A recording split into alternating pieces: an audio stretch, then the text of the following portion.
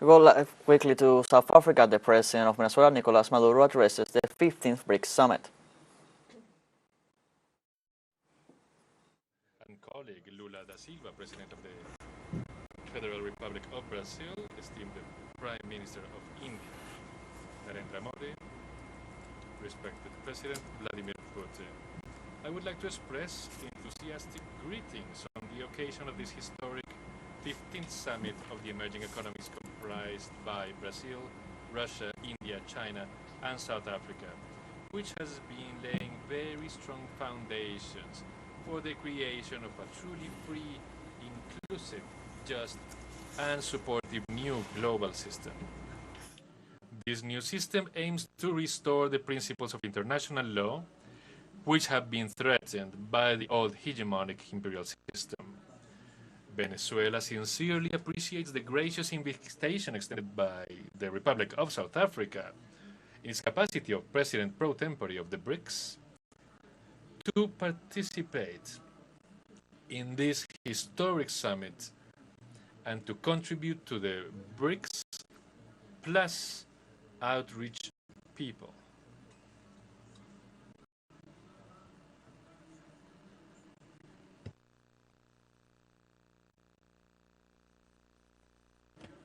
I sincerely extend the support of the Venezuelan people to the BRICS countries.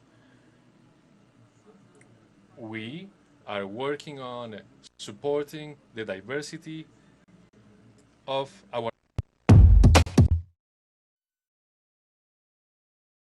94 during his inaugural address. This was just days after assuming the presidency of the new post-apartheid South Africa. He called for the establishment of a new world order of cooperation, justice, prosperity, and peace, mutually beneficial for us and for the nations of the world, as Mandela affirmed.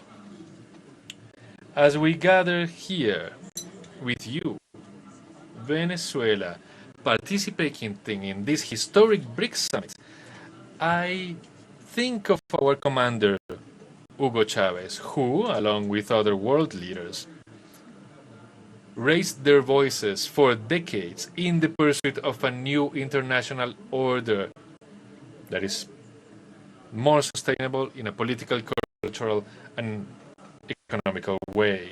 In this context, we recall the also historic BRICS UNASUR summit on July 15, 2024 in Brazil. We were there.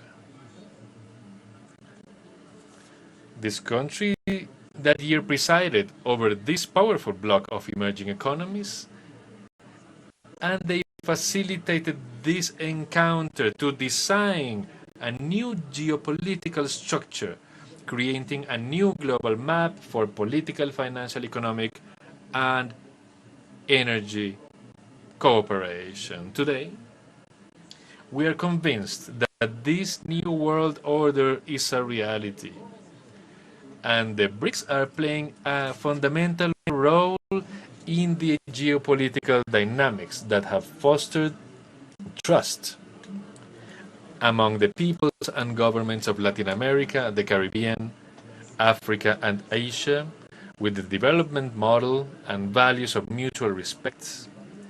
The BRICS countries represent 31.7% of the global GDP, 30% of the territory, 43% of the population, and 18% of the international trade. These nations control 8.7% of the world's oil reserves, 25.2% of gas reserves, and contribute 40% of global energy, 42% of the renewable energy usage, and 37% of energy consumption.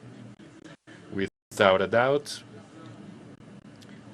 unity is strength, and this collective strength drives a new paradigm of global relations and propels a new world geopolitics in the 21st century.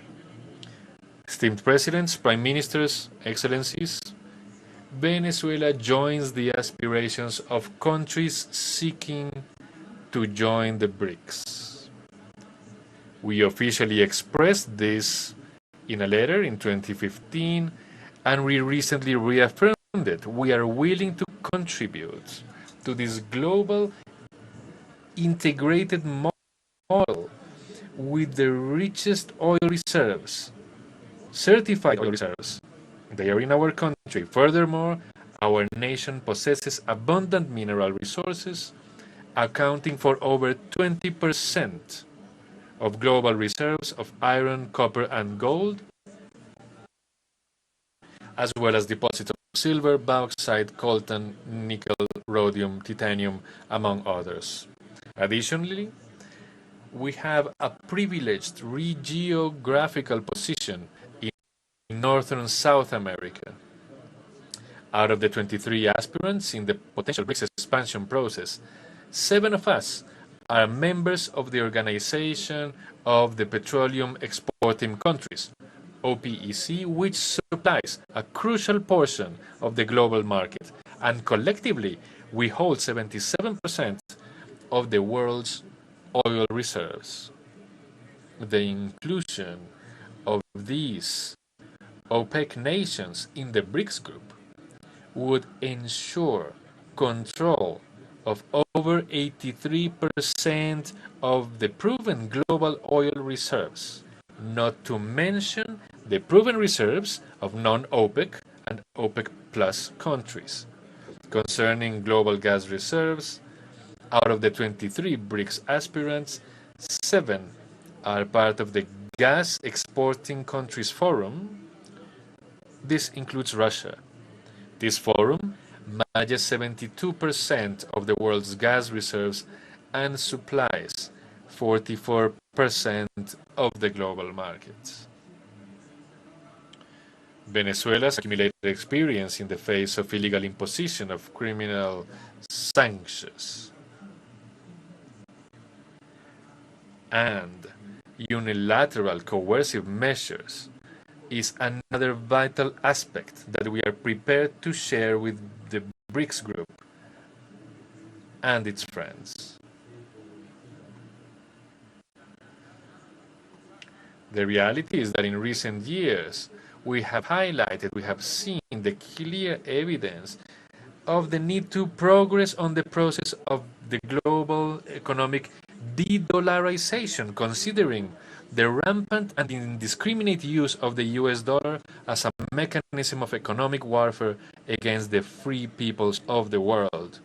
Recent studies have shown that at least 30 nations, representing 28% of the global population, which is around 2,178 billion human beings, are affected by imperialist sanctions and other extortionary measures and economic warfare. The damage to our economies and development models is undeniable.